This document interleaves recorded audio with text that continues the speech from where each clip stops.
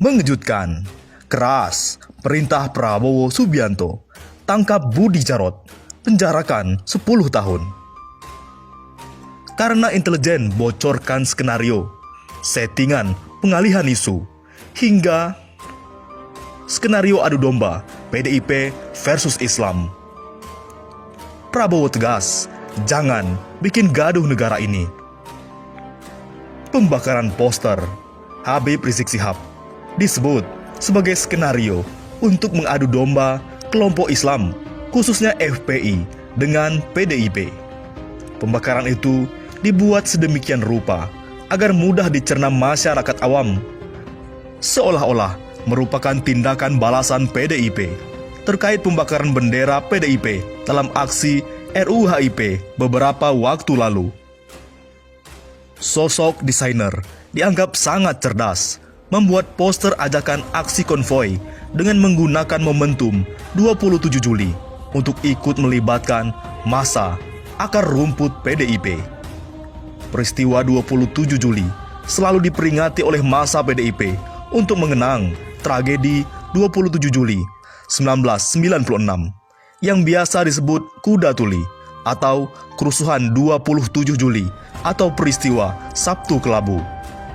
Skenario adu domba PDIP versus FPI semakin kental ketika markas PDIP di Kabupaten Bogor dilempari bom Molotov oleh orang tak dikenal pada 28 Juli 2020 lalu. Pelemparan bom Molotov di dua kantor PAC PDIP di Kabupaten Bogor dianggap sebagai aksi balas dendam atas pembakaran foto Habib Rizik di depan gedung DPR RI Senayan, Jakarta. Begitulah kejamnya adu domba. Gatot Nurmantio, keadaan lagi damai, suasana lagi sejuk. Tahu-tahu jadi gaduh nasional dengan suasana musuhan sesama kita. Gara-gara Budi Jarot seorang. Ini adu domba, ataukah ini settingan? Sangat ditunggu sikap bijak dari Divisi Humas Polri Bareskrim untuk hindari amuk massa. Polri harus usut dalam kegaduhan nasional ini. Hingga muncul teori dari intelijen lain, pembakaran poster Habib Rizik bagian dari upaya menggeser isu kegagalan Jokowi.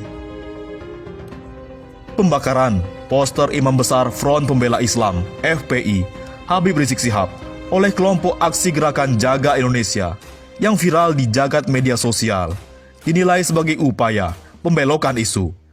Ini lantaran Presiden Joko Widodo telah gagal menangani pandemi virus corona baru COVID-19, termasuk dampak ekonomi yang langsung dirasakan rakyat kecil.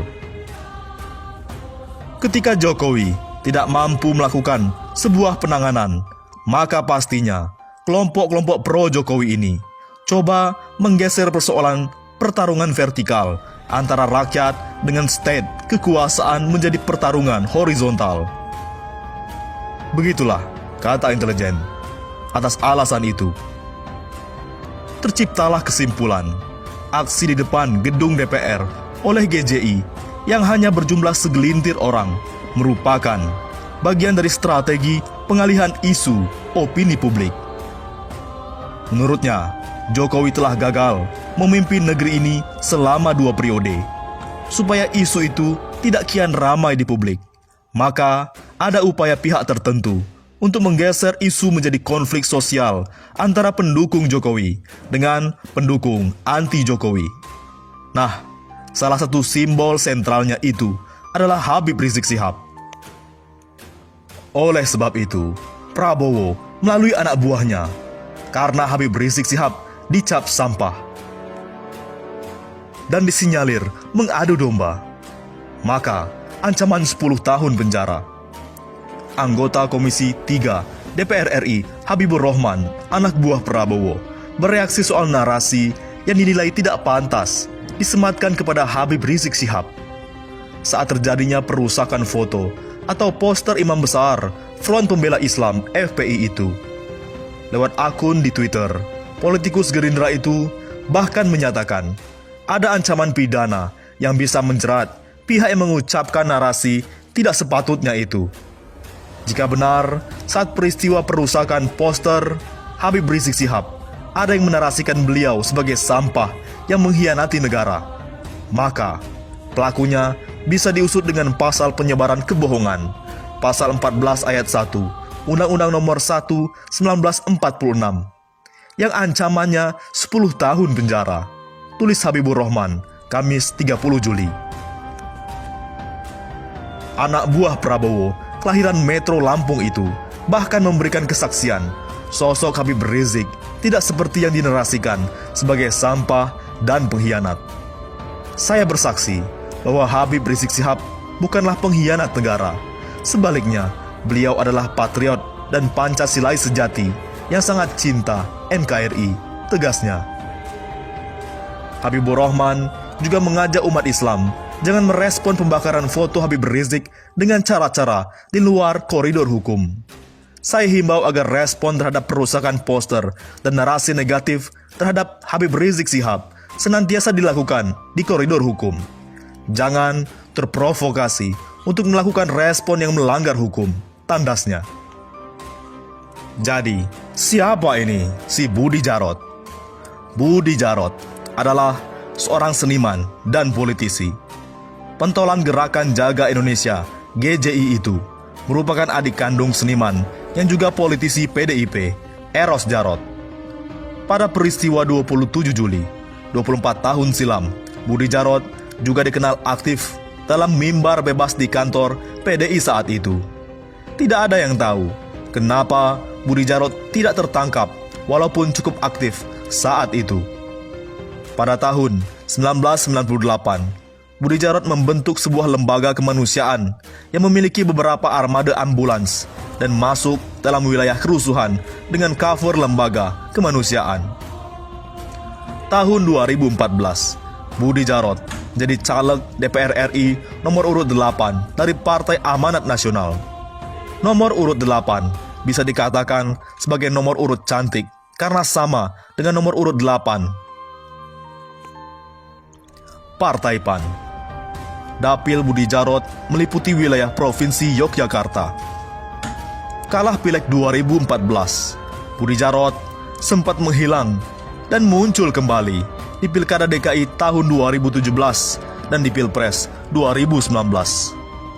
Budi Djarot memiliki sejarah yang cukup panjang di dunia politik dan dikenal luas di kalangan politisi-politisi papan atas dan pejabat-pejabat.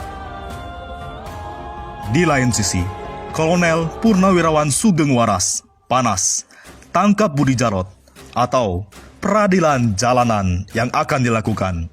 Itulah yang ditakutkan Prabowo. Polisi harus menangkap koordinator lapangan korlap demonstrasi di depan gedung DPR MPR yang menginjak-injak dan membakar poster Habib Rizik Syihab, Budi Djarot.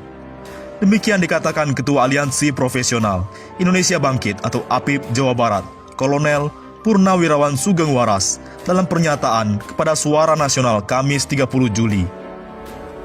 Kalau tidak ditangkap, bisa muncul peradilan jalanan, papar Sugeng Waras. Kata pria yang satu angkatan dengan Susilo Bambang Yudhoyono di Akademi Militer Magelang ini. Sangat tidak beralasan, polisi tidak tahu atau tidak bisa menangkap Budi Djarot dan kawan-kawannya. Seharusnya polisi mampu membaca gelagat, memprediksi, dan mengantisipasi situasi dan kondisi yang bisa berkembang. Jelasnya, Sugeng Waras melihat ada diskriminasi dalam penegakan hukum, seperti cepatnya pemanggilan korlap demo penolakan RUU HIP, Edi Mulyadi, dalam kasus pembakaran bendera PDIP. Seharusnya polisi bijak dan ingat apa yang telah dilakukan ketika memanggil korlap Edi Mulyadi setelah terjadi pembakaran bendera PDIP. Bandingkan dengan peristiwa serupa oleh kelompok pembakaran spanduk yang bergambar Habib Rizik Syihab yang sudah jelas-jelas oknum pelakunya. Dan mestinya bertindak sama dalam menanganinya, ungkap Sugeng Waras. Bagaimana menurut pendapat Anda?